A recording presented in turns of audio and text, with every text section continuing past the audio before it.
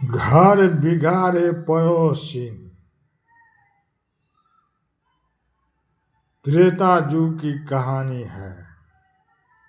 अयोध्या नगरी नाम का एक गांव था। उस गांव में एक राजा रहता था। राजा का 3 पत्नी रहती थी।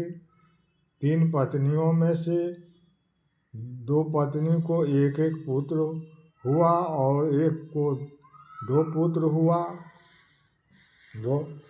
4 पुत्र हुआ। चारों को शादी विवाह करके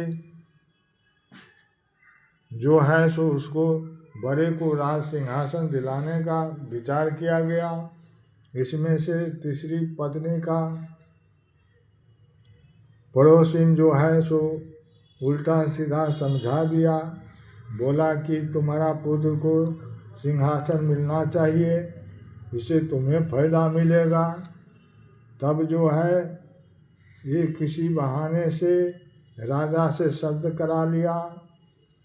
कराने के बाद उसका पुत्र को सिंहासन दिया गया और बड़े को वनवास दिया गया।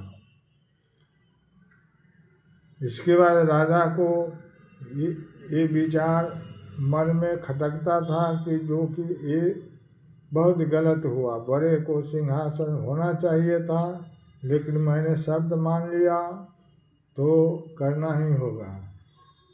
तो जो है सो उस चिंता से उस राजा को तबीयत बिगड़ते बिगड़ते समाप्त हो गया, देहांत हो गया उनको। इसके बाद जो है सो तीनों पत्नियां विधवा हो गई। कुछ दिनों के बाद जो है सो बड़े पुत्र आया तो जो है सो उसको जो भाई जो गद्दी दिया गया था जिसको, वो भाई जो है गद्दी पर नहीं बैठते हुए उसका खराम जो है सो गद्दी पर रख करके पूजा करता था।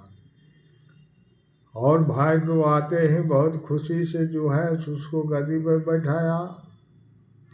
बैठाने के बाद जो ऐश आराम से रहने लगे। फिर भी गांव का पड़ोस आदमी उसका पत्नी का खिलाफ बोलने लगा। बोला कि सो बाहर से आई है, कहाँ भटक गई थी, फिर आई, कैसे नेचर की है। तब जो है सो उसको वनवास फिर अपनी पत्नी को